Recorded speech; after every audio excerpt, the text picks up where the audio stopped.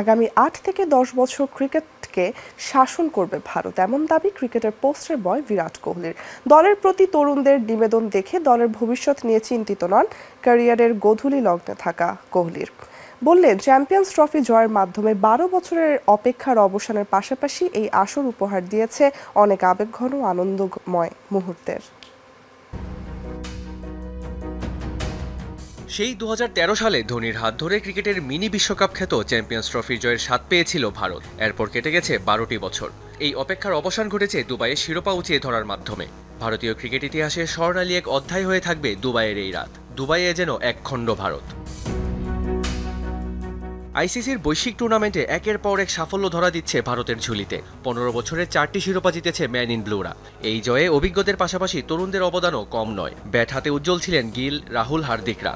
বুমরার অভাব বুঝতে দেননি তরুণ বোলাররাও। নবীনদের এই নিবেদন দেখে বেশ স্বস্তিতে আছেন ক্যারিয়ারের গোধূলি লগ্নে থাকা বিরাট কোহলি। দলের ভবিষ্যৎ নিয়ে একদমই চিন্তিত নন এই সাবেক অধিনায়ক।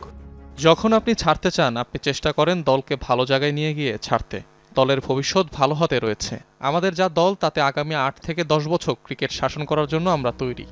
দলের সবাইকে এই জয় কৃতিত্ব দিয়েছেন ভারতের পোস্টার বয় কোহলি। প্রত্যেকে যেভাবে নিজের দায়িত্ব পালন করেছেন, তাতে সবার প্রশংসায় পঞ্চমুখ ভারতের এই সাবেক অধিনায়ক। আমরা চেয়েছিলাম বড় টুর্নামেন্ট জিততে, শেষ পর্যন্ত আমরা সেটা পেরেছি। ড্রেসিং রুমে এখন অনেক প্রতিভাবান ক্রিকেটার আছে, তারা ম্যাচ এগিয়ে নিয়ে যেতে সক্ষম। প্রত্যেকে নিজের সেরাটা দিতে সবসময় প্রস্তুত। আমরা সিনিয়ররা তাদের সাহায্য করতে পেরেই অনেক খুশি। অভিজ্ঞতা বিনিময় করছি এবং এটাই ভারত দলকে এতটা শক্তিশালী বানিয়েছে। অনেক আবেগঘন ও আনন্দময় মুহূর্তে বিরাট কোহলি ছুঁয়ে দিলেন মোহাম্মদ শামির মায়ের পা, যা ছাপিয়ে গিয়েছে মাঠের খেলাকেও। চ্যাম্পিয়ন্স ট্রফি জয়ের পর স্টাম্প নিয়ে গুজরাট অঞ্চলের লোকনৃত্য ডান্ডিয়া রাসে মেতে ওঠেন বিরাট ও রোহিত। দুই কিংবদন্তির নাচের দৃশ্যকে দেয়া হয়েছে ফাইনালের সেরা মুহূর্তের তকমা। মেহেদি রিয়ান, যমুনা স্পোর্টস।